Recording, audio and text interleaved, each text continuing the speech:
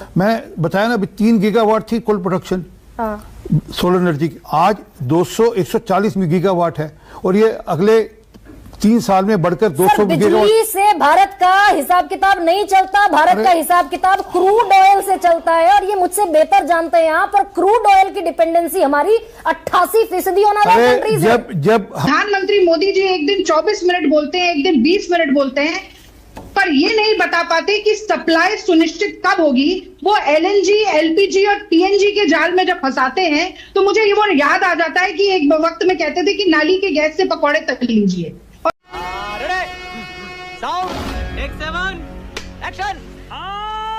सिंह आपको सर लेकर आ रही हूं मैं। भाई ब्रिक्स की हम प्रेसिडेंसी कर रहे हैं, ईरान इस बात पर अड़ा हुआ है कि या तो इसकी मुखालफत करो खुलकर, ये जो हमारे सॉवरेन नेशन में घुस गए, सॉवरेनिटी पर हमला किया, या तो खुलकर इसकी मुखालफत करो, नहीं तो स्ट्रेट ऑफ हॉर्मुज जापान के लिए खुला, चाइना के लिए खुला, भारत के लिए तो नहीं खुला, जिसे प्रधानमंत्री कह रहे हैं कि मैटर ऑफ कंसर्न है।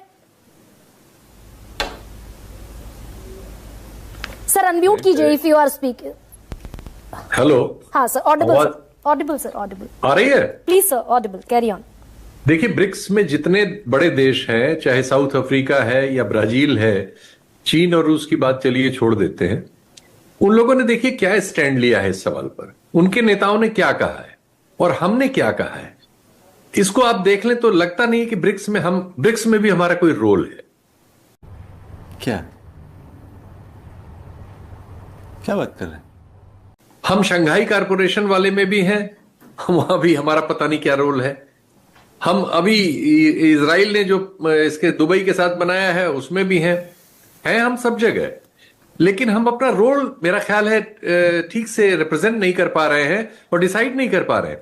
ब्रिक्स में सिर्फ हमारी वजह से जो कॉमन करेंसी का प्रस्ताव था आज से 2 मीटिंग पहले, वो हमने ही सिर्फ विड्रॉ किया कि नहीं हम डॉलर में ही रहेंगे।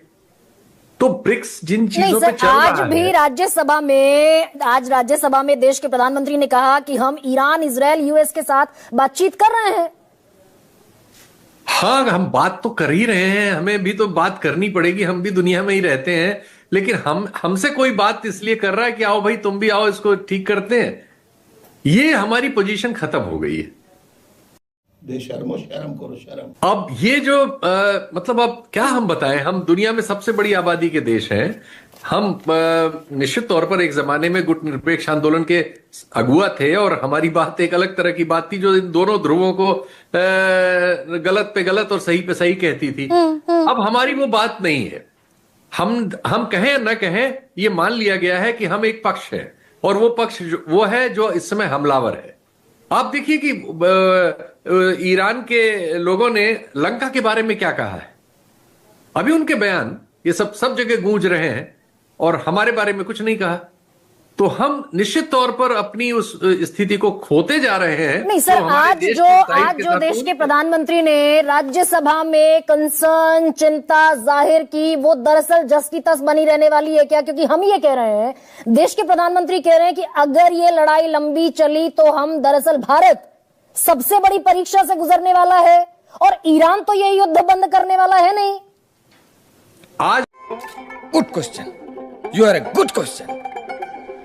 प्रधानमंत्री जी ने सच देश के सामने रखा और रखना चाहिए। देखिए, परिस्थिति ऐसी नहीं कि इसको प्रधानमंत्री जी ने तैयार किया हो, लेकिन इसमें हमारा देश फंस गया है।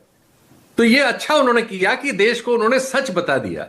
देखिए, हमारे 32 कारखाने हैं। सर दरअसल हम 12-15 दिन पहले तक, मैं पेट्रोलियम मिनिस्टर को कोट करती हूं बार बार, मुझे खुद लगता है कि at the cost of repeating मैं ये कह रही हूं, भाई 15 दिन पहले तक ये अंदाजा पेट्रोलियम मिनिस्टर को नहीं था कि स्ट्रेट ऑफ हॉर्मुज हमारे गले की फांस बन सकता है। वो तो संसद में कह रहे थे हमने मंगा लिया, नॉन हॉर्मुज से मंगा लिया हमने 70%। मैं आपको यही बता दूं, जरा सा ये जरूरी चीज आपने पूछ ली। हाँ, प्लीज। हमारे 32 खाद बनाने वाले कारखाने हैं, 30 नेचुरल गैस पे चलते हैं और ये नेचुरल गैस अगर हॉर्मुज पार करके नहीं आएगी तो अगले 6 महीने में हम दुनिया में कितनी ही कोशिश कर लें, इसकी आधी क्वांटिटी भी नहीं खरीद सकते, क्योंकि अरे बाप रे, ये तो धोती खोल रहा है। इतना प्रोडक्शन नहीं है। सिर्फ अमेरिका और ऑस्ट्रेलिया हमें कुछ एक्स्ट्रा दे सकते हैं। रशिया के पास जितना है वो सारा का सारा एंगेज है, बहुत थोड़ा सा वो हमें दे सकता है। मैं अभी डाटा देख रहा था, तो ये अफ्रीका में मोजाम्बिक, नाइजीरिया के पास इतना प्रोडक्शन नहीं, ना उनके पास इतने बड़े प्लांट हैं। तो दुनिया में ये चीजें उपलब्ध नहीं है उतनी बड़ी मात्रा में। कैसे तो मतलब सर 15 दिन पहले हम कुल मिलाकर इस देश को संसद के पटल से अंधेरे में रख रहे थे ना, कि यूएस से, नॉर्वे से, कनाडा से, अल्जीरिया से, रशिया से सफिशिएंट गैस प्रोडक्शन है हमारे पास, सफिशिएंट सप्लाई अरेंजमेंट है हमारे पास, युद्ध लंबा भी चलेगा तो भी हमें कोई दिक्कत नहीं है, हमने नॉन हॉर्मुज से सारी चीजें जुगाड़ ली। देखिए, उसको तो आज प्रधानमंत्री जी ने क्लियर कर दिया। अब उस बयान को हरदीप सिंह पूरी गलत बयानी कर रहे थे, एकदम इसमें कोई शक नहीं, तथ्य उनकी बिल्कुल गवाही नहीं देते जो भी वो कह रहे थे। तुम्हें शर्म है? कुछ शर्म आया है? मैं आपके इस कार्यक्रम में आने से पहले आंकड़े आपको पढ़ के सुना सकता हूं कि सारी दुनिया में उपलब्धता ही कितनी है। एकाएक आप पैदा इन चीजों को नहीं कर सकते। और जो थी भी सर, जो थी भी भाई, खाड़ी मुल्कों की तो कमर तोड़ दी ना ईरान ने भाई। वहां का नेचुरल गैस से लेकर वहां के बड़े गैस प्रोडक्शन रिफाइनरीज पर हमला करके उनकी कैपेसिटी 1/4 कर दी। नहीं, वो कतर ही है, और लाएगा कहां से? कैपेसिटी के अलावा उसका जो ट्रांसपोर्टेशन है वो तो वाया होर्मुज ही है। तो इस समय तो वो बंद हो चुका है, उन्होंने फोर्स मीजर लगा दिया है। उनको जो इंश्योरेंस करने वाली कंपनियां, उन्होंने अपने को पीछे खींच लिया है। नहीं सर, ये भी कहा ना देश के प्रधानमंत्री ने कि भाई हम स्टेट ऑफ हॉर्मुज को बंद करने के तो सख्त खिलाफ है। ये तो अच्छी बात है, ये किसी को भी कहना चाहिए जो इफेक्टेड है। कोरिया इफेक्टेड है, जापान इफेक्टेड है, और भारत तो सबसे ज्यादा इफेक्टेड है। ये हमें कहना ही पड़ेगा। लेकिन ये बात अलग है। रियल ये है कि यदि वो नहीं है जो हमारे मंत्री जी ने कहा था, जो कि नहीं है, पिछले 24 दिनों में हमारे यहां कुल 7 जहाज आए हैं, जिसमें एलएनजी भी है, एलपीजी भी है, जबकि हमें 2 जहाज एलपीजी के और 1 जहाज एलएनजी का रोज चाहिए। देश संकट में है, तो आप समझ सकते हैं कि कितना अंतर, इस दौर का जो गैप है ये कहां से भर जाएगा। अरे सर, तो इसी देश की संसद में हमारे देश के एक मंत्री साहब कह रहे थे कि हमने नॉन हॉर्मुज से सब व्यवस्था कर ली, और देश ने फेस वैल्यू कर लिया उनकी बात को। मैं फिर कह रहा हूं कि दुनिया में उतना है नहीं, उतनी कैपेसिटी नहीं है, कैसे कर लेंगे? और जिनके पहले से ऑर्डर्स हैं वो कैंसिल कर देंगे। तो है ही नहीं, और हम कह रहे थे कि हमने व्यवस्था कर ली। अब सिंह सर, आपसे मेरा अब ये सवाल है दरअसल कि हमें ये तो आज देश की संसद से मैसेज मिला कि अगर ये युद्ध नहीं रुका, अगर स्ट्रेट ऑफ हॉर्मुज नहीं खुला, तो भारत सबसे बड़ी परीक्षा की घड़ी में आकर खड़ा हो गया। लेना एक ना देना दो, फंसकर खड़े हो गए। नहीं सर, भारत के लिए थोड़ा दिक्कत है, दुनिया के हर देश के लिए दिक्कत है। आपकी जानकारी के लिए ऑस्ट्रेलिया में लगभग 40% प्राइस बढ़ गए हैं उनके पेट्रोल के और गैस के।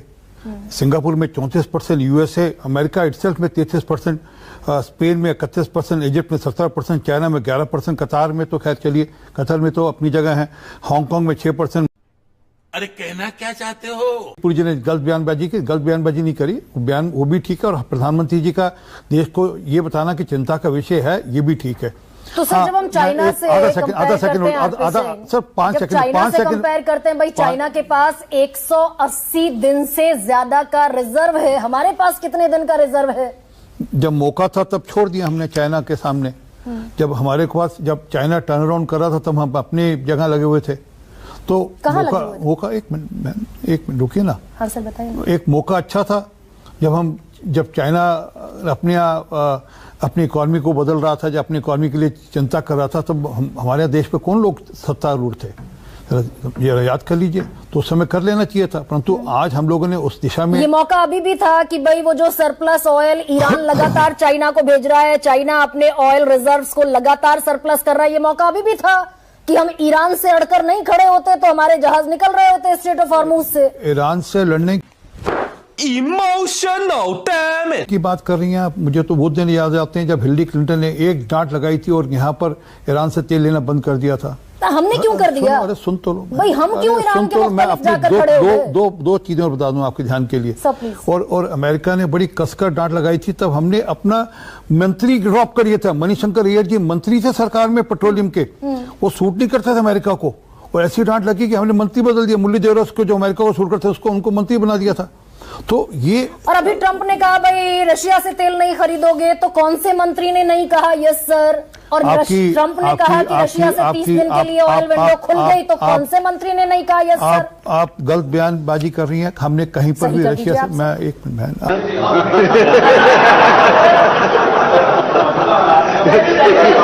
वो सब नहीं, ये जो आज गिनवाए गए सर, एक सेकेंड, एलपीजी का घरेलू उत्पादन हमने बढ़ा दिया, हमने एलपीजी की जगह एलएनजी पर शिफ्ट कर लिया, क्रूड ऑयल के निरंतर सप्लाई है, हम 10 साल से रिफाइनिंग कैपेसिटी को बढ़ा रहे थे, हमारे सारे मालवाहक जहाज 90% बाहर के हैं, अब हम 70,000 करोड़ इन्वेस्ट कर रहे हैं।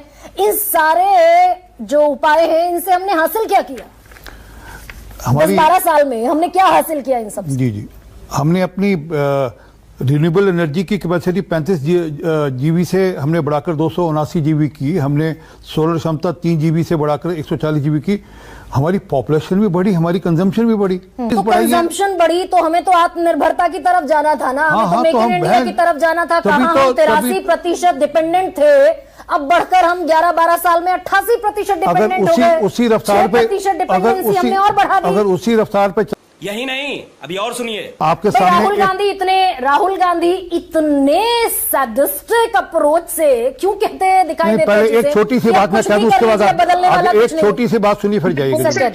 एक छोटी सी बात, आरपी सिंह, छोटी सी बात, छोटी सी बात, मैं बताया ना, 3 गीगावाट थी कुल प्रोडक्शन सोलर एनर्जी की, आज 140 गीगावाट है, और ये अगले 3 साल में बढ़कर 200 बिजली से भारत का हिसाब किताब नहीं चलता, भारत का हिसाब किताब क्रूड ऑयल से चलता है, और ये मुझसे बेहतर जानते हैं आप। और क्रूड ऑयल की डिपेंडेंसी हमारी 88% ऑन अदर कंट्रीज है। जब हम बिजली से थोड़ी भारत चलता है। क्रूड ऑयल की जगह जब इलेक्ट्रिसिटी की जगह या उसकी जगह सोलर की जगह यूज होगा तो क्रूड ऑयल से भारत चलता है। 88% हम क्रूड ऑयल बाहर से मंगाते हैं। हाँ, तो अगर ये उसी स्तर पर चलता रहता तो आज 90% से ज्यादा मंगवाना पड़ता जी। 83 से घटाकर आपने 83 से बढ़ाकर 88 कर दिया, और कोसते हैं आप कांग्रेस को। चलिए खैर, कोसिए, वो आपका पॉलिटिकल, आप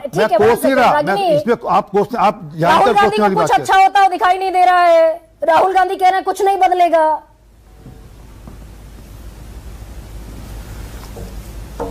प्लीज कैरी ऑन रागिनी। आपने मुझसे पूछा गरिमा जी? जी, मैं आप ही से पूछ रही हूँ।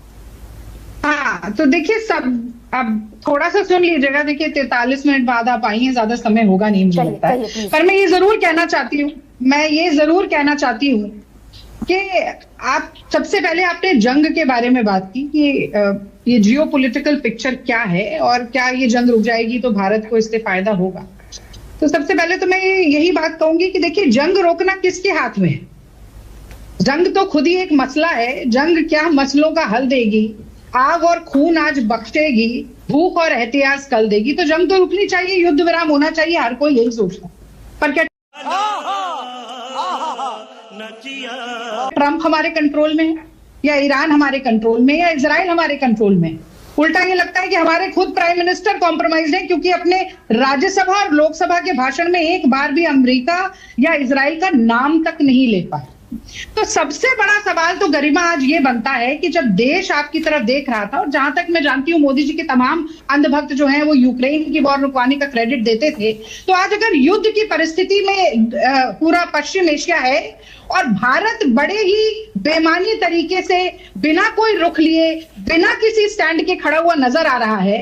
प्रधानमंत्री मोदी जी एक दिन 24 मिनट बोलते हैं, एक दिन 20 मिनट बोलते हैं, पर ये नहीं बता पाते कि सप्लाई सुनिश्चित कब होगी। वो एलएनजी, एलपीजी और टीएनजी के जाल में जब फंसाते हैं तो मुझे ये वो याद आ जाता है कि एक वक्त में कहते थे कि नाली के गैस से पकौड़े तल लीजिए, और उस नाली के गैस को लेकर भी बहुत लोगों ने तमाम तरीके के प्रदर्शन किए। तो हाँ भाई, कैसी लगी? आगे स्वाद